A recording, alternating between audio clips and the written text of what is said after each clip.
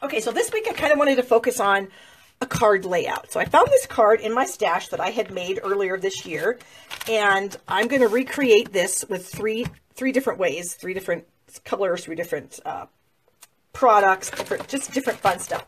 So we're going to be copying this basic layout. Let me get all my goods out here that we need. Got some ink pads. We're going to be using the fun, beautiful Peacock stamp set. That is a celebration item right now for a $50 order. Okay, got all my goods out. Put my bucket on the floor. Get my papers out here. And here's our colors that we're going to be using.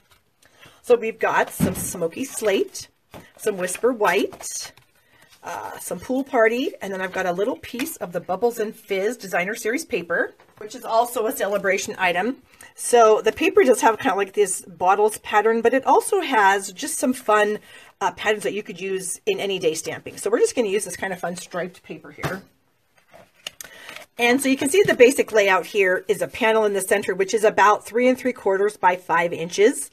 And then I have a layer behind that. And then I've kind of broken that down to have the design over here and a design over here. So we're going to kind of keep with that same theme, like I said. And we're going to start out with our basic gray cardstock. And I'm just going to fold that in half. There's a bone folder. Here we go. Okay, got our bone folder. So there's our card base. And then we have another layer that's going to go on like this. My Designer Series paper is going to go like that. And then this little piece kind of like this. So this one I'm actually going to run through my Big Shot with the scattered sequins folder. So I'm just going to slide my little strip or little square of paper into my folder. I've got my Big Shot right over here. Let me go grab it and run this through. Okay, we'll dump that out. And then here are these really cool little sequins. Aren't they fun? And they actually do look like sequins. They have like the little tiny hole in the center. And yeah, this is just a fun folder. And this is one of those new things they've just added that you can get for free with a $50 order. All right, so I need some snail adhesive. We're going to attach these pieces to our piece of white. Actually, you know what? Ugh, my snail is gummed up. You ever have that happen where you just get a lot of excess glue? Yeah, that's annoying. Okay, so I'm going to put my Designer Series paper here at the end, and you'll see that my piece of white, I didn't make it, it's only longer on these 2 edges. These edges, it's going to be flush. And I actually need some liquid glue. Whenever I do embossing, paper embossing, I always like to use liquid glue to adhere it to my projects because I just feel like the liquid glue does a little bit better job of sticking. Okay, and I'm going to cover something, or cover this seam with something, so if it's not completely covered, it's going to be okay. All right, get that done.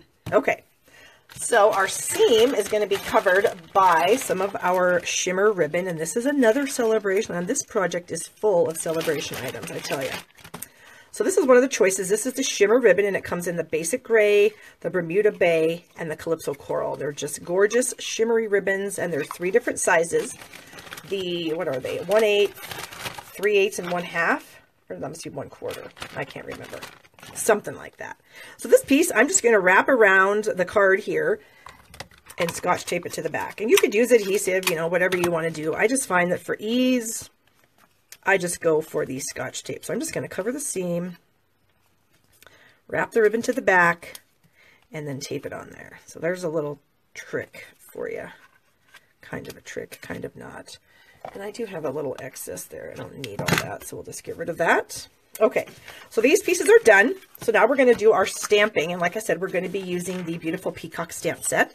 So I've got some Pool Party ink here that I'm going to ink up like the feather, the big feather spray here.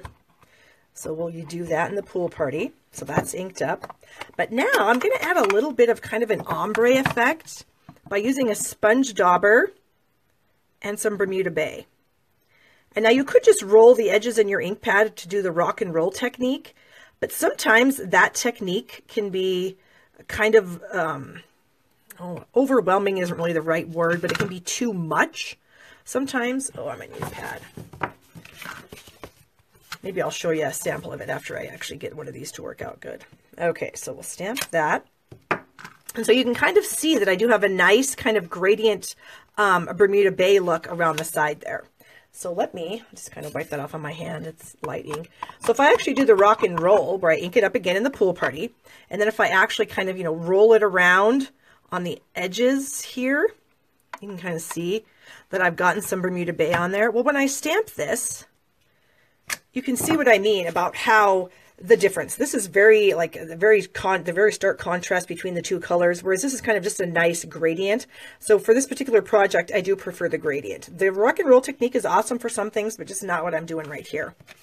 Okay, so now I need the basic gray, and I'm going to ink up the peacock's body. And you know what? Now that I think about it, I think I did this backwards. I think it's easier to line it up if you actually do it opposite. Put the bird down first. Well, we're going to see if we can do it. Nah, I don't know. We may have to redo. This may be a redo, people. We'll see. All right. It could be better. It could be worse. Let me just kind of show you what I mean. So if I actually take the peacock and I actually stamp him first, and then if I was to ink this up, you can kind of see when I'm coming down. I'll come into the screen here. As I'm coming down, I can see better through because he's so dark, and this is kind of a clear stamp, so I can see a lot better. So typically I should have done him first and then do this overlay, but I think it's going to be okay. It's not terrible. I can live with it, and I can be fairly anal sometimes. All right, we're going to do our pads together. Hey, Debbie, anytime. I'm here to help if I can. Oh, I'm getting ink on my hands, you guys. I may have to get a wipe out because otherwise, you know what's going to happen. I'm going to transfer the ink to my project because that's what happens. All right, so let me wipe my hands off, put that on the table behind me, and we will move on. Okay, so now I'm going to punch this out. I've got a 2-inch circle punch here, and I'm going to punch this out. I'll try to get it even on all sides, his head, his feet, all that good stuff. Okay, so there he is in all of his glory. Isn't he just adorable? Yes, he is. All right, so we're almost done. Like I'm telling you, this card is like super quick. I need my fast fuse. So I'm going to add a little bit of fast fuse to the back of this guy because I am going to add some of our metallic thread. And I've got the black here. So I'm just going to kind of do some random loops around with this thread. All right, I kind of want the loops to go this way.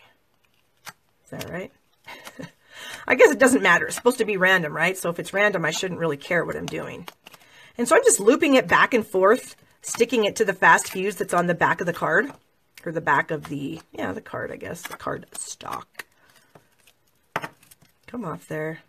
And so I'm purposely trying to make the loops they're not even, they aren't in the exact same spot, just because I want it to look random. Okay, and then this last one, maybe like so. Okay, so I've got all those pieces on the back. I'm going to cut that off, move our thread, grab some Stampin' Dimensionals, and then we're just going to add this to the front of the card. And then all we have to do is add a sentiment, and we're going to be done. Here's a little tip that I do all the time. I really don't have any fingernails, but I find if I press whatever nail I do have into the dimensional backings, then they just come off super, super easy. Okay, and then this is going to go about like so over the centerpiece there. Add some glue to this. I'll stick that on the front, and then all we have to do is put a little greeting on there, a little sentiment, and then it'll be done. I'll bring back that other card so you can kind of see how, you know, they're basically the same layouts, but just using different colors and stuff does make a different card. Now I lost one piece of my cardstock here. Where is it? I may have to make a new one. I just need a tiny little strip for the sentiment that I'm going to make here. And here is a strip. I've got a whole scrap drawer full of little cardstock edges that I cut off when I'm using white. So here's that. All right, so I've got my sentiment stamp right here. Where's my gray ink pad? Oh, I put it away. Good Lord. You guys ever do that? You're trying to be good. You put stuff away and then, oops, that's a problem. I guess I shouldn't be putting stuff away. Okay, move that up. And we're just going to stamp this right on this little strip here. Is that any good? My close-up vision still is not perfect, people. Hoping that'll get better when I get some new bifocals or progressive lenses, whatever you want to call it. I don't know. Glasses for people that can't see. Okay, I think that's going to work. So I'm going to snip this edge off. That's a little bit too much there that I don't need. Snip this off about like so. And then I'm just going to flag the end of this guy. So what I do is I come in the center. Well, actually, that's not even a straight cut. Come on, Barb. There we go. Come up the middle, and then I come in from both sides. Like that. Okay. And then I've got some mini Stampin' Dimensionals here that I will use on the back of this little guy. Same thing. Press my fingernail into it. These are a little harder to get off just because they're tiny, but it's going to work out. And then we will just set this right here. Right on the edge. Is that straight? Yes, I think it is. So there is our first card. What do you guys think?